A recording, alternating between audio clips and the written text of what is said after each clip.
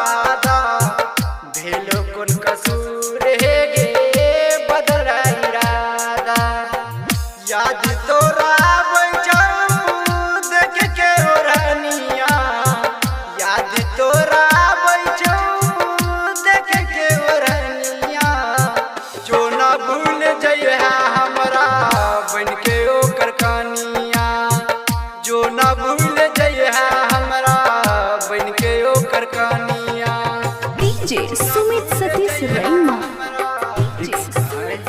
Shitala recording studio.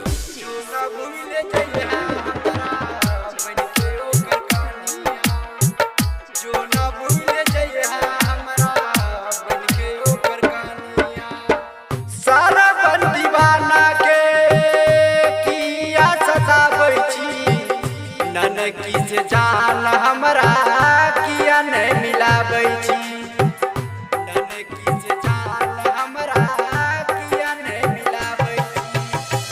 सारा बन दीवाना के किया सताबै छी, ननकी से जान हमरा किया नहीं मिलाबै छी।